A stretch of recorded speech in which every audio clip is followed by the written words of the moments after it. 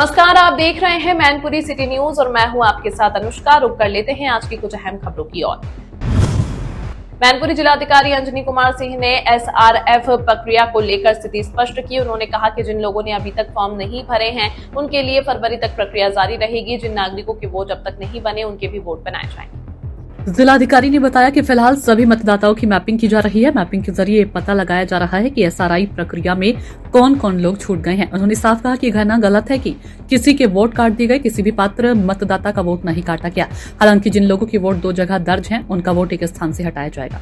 क्या डाटा निकल गया है, कितने वोट बचे, कितने मत पाएंगे, क्या पूरा फिगर निकल गया है? देखिए, स्पेशल इंटेंसिव रिवीजन यानी विशेष प्रगाढ़ पुनरीक्षण की कार्रवाई आप जानते हैं पिछले 2 माह से चल रही थी और ये अभी पूर्ण नहीं हुई है। अभी तो डोर टू डोर जाकर यह देखा गया है कि कौन जो लोग हमारे वोटर लिस्ट में दर्ज हैं वो कौन लोग उपलब्ध हैं और किन्होंने इन्यूमरेशन फॉर्म को भरकर वापस किया है। अभी जिनकी मैपिंग नहीं हो पाई है, अर्थात 2003 के विशेष प्रगाढ़ पुनरीक्षण के फलस्वरूप बनाई गई वोटर लिस्ट से 2025 की वोटर लिस्ट में दर्ज लोगों का कोई संबंध स्थापित नहीं हो पाया है, ऐसे लोगों को नोटिस देने की कार्रवाई शुरू हुई है। 7 तारीख को यानी कि आज कल मतदाता सूची के ड्राफ्ट रोल का प्रकाशन हुआ, हर बूथ पर प्रकाशित की गई है। इस ड्राफ्ट रोल में वे लोग जिनसे इन्यूमरेशन फॉर्म वापस नहीं आ पाए थे और कई बार बीएलओ के जाने के बाद भी उनकी उपस्थिति नहीं मिली, ऐसे लोगों को नाम हटाया गया है और ड्राफ्ट रोल प्रकाशित किया गया है। अब आगे की कार्रवाई ये है कि जिनकी मैपिंग नहीं हो पाई है, अर्थात 2003 की वोटर लिस्ट में जो लोग दर्ज हैं उनसे कोई संबंध स्थापित नहीं हो पाया है। अगर और स्पष्ट कहें तो माता पिता, दादा दादी, नाना नानी इत्यादि से कोई संबंध नहीं है, नए लोग जो दर्ज हैं, ऐसे लोगों को नोटिस दी जाएगी कि वे प्रमाणित करें कि उनका वोटर लिस्ट में नाम सही रूप में दर्ज है और उनकी सुनवाई के बाद अनमैप्ड इलेक्टर्स के बारे में निर्णय लिया जाएगा। ये कार्रवाई पूरे फरवरी तक चलेगी। सपा सुप्रीमो ने ट्वीट किया है और ये कहा है कि यार जिन लोगों के नाम कटे हैं उनके नाम जोड़े जाएंगे, तो ये ट्वीट किया। देखिए, ये कहना कि नाम कटे हैं पूर्णतया सत्य नहीं है। सबसे बड़ी बात यह है कि हर स्तर पर राजनीतिक पार्टियों को हर कार्रवाई की जानकारी दी गई। राजनीतिक पार्टियों से अनुरोध किया गया और उन्होंने अनुरोध को स्वीकार करके हर बूथ पर बीएलए की नियुक्ति की गई। अपने ही कार्यकर्ताओं की नियुक्ति हर पार्टी ने हर बूथ पर की है और वे कार्यकर्ता यानी कि बूथ लेवल असिस्टेंट बीएलए हर स्तर पर ये देखते आए हैं कि किस तरह कार्रवाई की जा रही है। और यहाँ तक कि जो लोग उपस्थित नहीं पाए गए यानी जिनके फॉर्म अनकलेक्टेबल पाए गए, जिनसे फॉर्म वापस नहीं आए, उनकी लिस्ट भी समय समय पर बीएलए को और राजनीतिक पार्टियों को दी गई है। पूरी पारदर्शिता पूर्ण कार्रवाई की गई है। उनसे बार बार अनुरोध किया गया भाई कि देखिए इनके फॉर्म अनकलेक्टेबल हैं, हमारे पास नहीं आ पा रहे हैं, हमारे बीएलओ 3 बार 4 बार जा रहे हैं, वहां पर वो व्यक्ति नहीं मिल रहा है, तो कृपया आप ही बताइए ये व्यक्ति कहाँ है, आप हमारी सहायता कीजिए। तो जब हर स्तर पर हर जानकारी हर पार्टी को दी गई है तो ये कहना कि गलत तरीके से काट दिया गया, काटना इसलिए मैं कह रहा हूँ कि पूर्ण शब्द नहीं है, क्योंकि यदि कोई ह्यूमन एरर हुआ है, क्लरिकल मिस्टेक जिसे कहते हैं कि एक आध जगह ऐसा संभव है कि ह्यूमन एरर हुआ हो, human error is very much possible, तो उनके लिए फिर वोटर लिस्ट में आने के रास्ते खुले हैं, कौन से रास्ते बंद हो गए। लेकिन मैं ये विश्वासपूर्वक कह सकता हूँ कि जनपद मैनपुरी में हर बीएलओ ने ऐसे अनकलेक्टेबल फॉर्म के बारे में पूरे मनोयोग से काम किया है। कई बार उनको तलाशने की कोशिश की गई है, उनको ढूंढने की कोशिश की गई है, उनकी लिस्ट बार बार बीएलएस को दी गई है, पॉलिटिकल पार्टीज को दी गई है, उनसे ये सहायता भी मांगी गई है, उनका आह्वान किया गया है कि भाई ये लोग नहीं मिल रहे हैं, आप बताओ ये लोग कहाँ हैं। तो उसके बावजूद लगभग 1.25 माह तक ये कार्रवाई चली है और हर कार्रवाई के हर स्टेज पर उनको हर चीज की जानकारी दी गई है। तो इसमें मुझे नहीं समझ में आता है यदि वे व्यक्ति नहीं और ज्यादातर जो अनकलेक्टेबल फॉर्म है उसमें तमाम लोग ऐसे हैं जो मतदाता सूची में 2 बार दर्ज थे। आप जानते हैं 2 बार दर्ज नहीं हो सकते हैं, तो उन्होंने ये ऑप्शन लिया कि भाई इस बूथ में हमारा नाम न हो उस बूथ में हम रहना चाहते हैं। तो जाहिर सी बात है एक बूथ के लिए वो अनकलेक्टेबल हो गए। तमाम लोग डेड हैं जिनकी मृत्यु हो चुकी है, तो वो सारे आंकड़े हमारे पास हैं कि कितने लोग डेड, कितने लोग दूसरी जगह अपना नाम रखना चाहते हैं, कितने लोग परमानेंटली। कड़ाके की ठंड को देखते हुए मैनपुरी नगर पालिका परिषद अध्यक्ष संगीता गुप्ता ने शहर के प्रमुख स्थानों का निरीक्षण किया। उन्होंने बस स्टैंड, जिला चिकित्सालय, रेलवे स्टेशन, तांगा स्टैंड और बड़ा चौराहे पर अलाव की व्यवस्था देखी। अध्यक्ष ने रैन बसेरा की व्यवस्थाओं का भी जायजा लिया।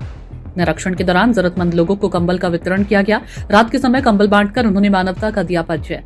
कड़ाके की सर्दी में ये कार्य लोगों के लिए राहत भरा साबित हुआ। शहर में रात के वक्त निरीक्षण करती हुई अध्यक्ष संगीता गुप्ता दिखाई दी। उनका ये प्रयास जनता के बीच सराहनीय माना जा रहा है।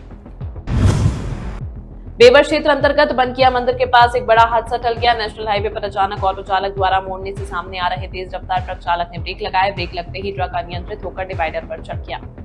चालक की सूझबूझ से कोई जनहानि नहीं हुई और बड़ा हादसा टल गया। बताया जा रहा है कि ट्रक कोलकाता जा रहा था। ट्रक में प्लास्टिक दाने की बोरियां लदी हुई थी। मौके पर पहुंची पुलिस ने पलटे ट्रक का सामान दूसरे ट्रक में लदवाया। इसके बाद हाईवे पर आवागमन को सुचारू रूप से चालू कर दिया। पुलिस अधीक्षक मैनपुरी श्री गणेश प्रसाद साहा के निर्देश से पुलिस लाइन में शुक्रवार परेड की सलामी ली। पुलिस कर्मियों को शारीरिक व मानसिक रूप से फिट रखने के लिए दौड़ लगवाई गई। अनुशासन और एकरूपता बनाए रखने के उद्देश्य से टोलीवार ड्रिल कराई गई। परेड के दौरान पुलिसकर्मियों के प्रशिक्षण पर विशेष ध्यान दिया गया है। परेड के उपरांत पुलिस अधीक्षक ने पुलिस लाइन मैनपुरी का निरीक्षण किया। निरीक्षण के दौरान साफ सफाई को लेकर संबंधित अधिकारियों को दिशा निर्देश दिए। इस दौरान यूपी 112 यातायात कार्यालय, शास्त्रागार और परिवहन शाखा का भी निरीक्षण किया। पुलिस व्यवस्था को अधिक सुदृढ़ करने के निर्देश दिए। अपर पुलिस अधीक्षक ग्रामीण राहुल मिठास कस्बा करहल में पैदल गश्त करते हुए नजर आए। गश्त के दौरान संदिग्ध व्यक्तियों और वाहनों की सघन चेकिंग की गई। कस्बे में संचालित रेस्टोरेंट और होटल की भी पूरी तरह जांच की गई। कड़ाके की सर्दी में भी पुलिस का यह प्रयास सराहनीय माना जा रहा है। लगातार विभिन्न कस्बों में पुलिस की सक्रिय गश्त देखने को मिल रही है। एएसपी ग्रामीण राहुल मिठास के द्वारा नियमित रूप से निगरानी की जा रही है। ये कार्रवाई कानून व्यवस्था को मजबूत बनाए रखने के उद्देश्य से की जा रही है। उन्होंने अपील की कि किसी भी संदिग्ध व्यक्ति की सूचना तुरंत पुलिस को दें। थाना कोतवाली व साइबर सेल मैनपुरी ने फर्जी जीएसटी कंपनियों के जरिए करोड़ों की राजस्व हानि करने वाले गिरोह का पर्दाफाश किया। पुलिस ने इस मामले में 2 शातिर अभियुक्तों को गिरफ्तार किया। आरोपियों के खिलाफ थाना कोतवाली मैनपुरी में 2 मुकदमे दर्ज किए गए। पुलिस अधीक्षक के निर्देशन में साइबर सेल ने तकनीकी विश्लेषण के आधार पर कार्रवाई की। गिरफ्तार अभियुक्तों की पहचान चंदन मिश्रा और संजीत के रूप में हुई है। आरोपियों के कब्जे से 4 मोबाइल फोन, 1 लैपटॉप और जीएसटी फर्मों से जुड़े प्रपत्र बरामद हुए।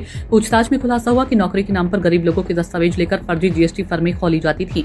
आरोपियों ने अब तक करीब 150 फर्जी जीएसटी फर्मों का इस्तेमाल कर मोटा मुनाफा कमाने की बात कबूली है।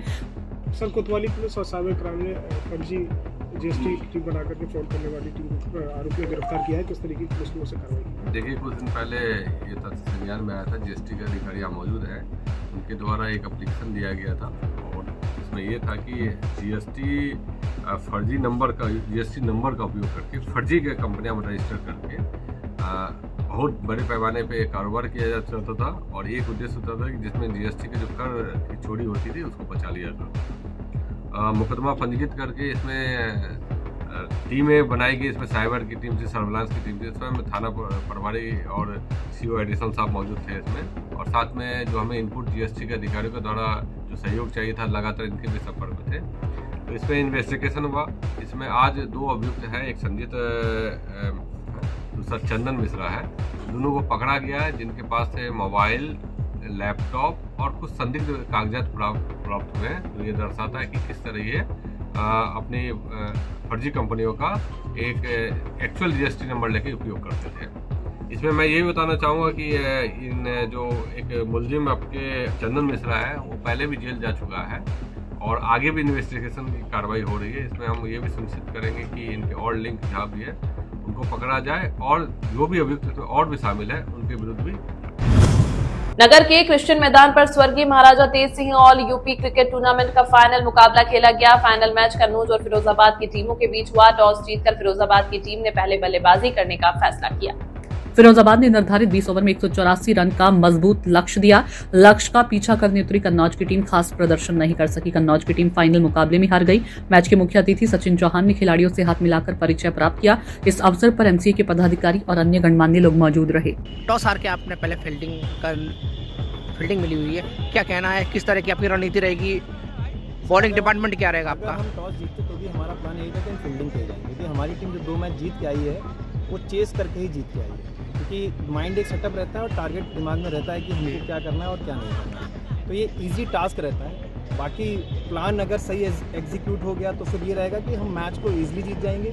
अदरवाइज जो टीम में कोई बदलाव? एक फिरोजाबाद में टॉस जीता और बल्लेबाजी करने का निर्णय लिया दोनों ही टीमें। अपने टॉस जीता है, टॉस जीत के आपने क्या किया है? टॉस जी के हमने भैया पहले बैटिंग कराया, क्योंकि जो ऐसा मैच है बैटिंग फेवर है, तो बैटिंग करके पहले ज़्यादा से ज़्यादा रन बनाएंगे और अच्छा टारगेट देंगे और कम से कम पर होंगे। सभी जनपद एवं प्रदेशवासियों को क्रिसमस डे की हार्दिक शुभकामनाएं। सेंट मैरी स्कूल, अ को educational senior secondary school, Mainpuri, UP की तरफ से मेरी क्रिसमस और नए साल 2026 की शुभकामनाएं। नए साल में 8958842601। पिछले 14 वर्षों से अधिक समय से भरोसे का नाम श्री हंस अल्ट्रासाउंड सेंटर, मैनपुरी। यहाँ मिलता है सटीक जांच, आधुनिक मशीनें और अनुभवी विशेषज्ञों का भरोसा। पहला रास्ता जिला अस्पताल के सामने, महावीर मिल कॉलोनी, कचहरी रोड, मैनपुरी। दूसरा रास्ता चौघरी पेट्रोल पंप के सामने वाली गली में 100 मीटर अंदर। दाहिनी तरफ पहली गली पेट के ऊपरी भाग के अल्ट्रासाउंड से 6 घंटे पहले कुछ न खाए पेट के निचले भाग के अल्ट्रासाउंड के लिए पर्याप्त पानी पीकर आएं और पेशाब रोककर रखें। गर्भवती महिलाएं अपना पहचान पत्र, डॉक्टर का पर्चा और पुरानी रिपोर्ट साथ लाए। मोबाइल नंबर हैं 9808764174, 8126472697। श्री हंस अल्ट्रासाउंड सेंटर, आपकी सेहत की है हमारी जिम्मेदारी।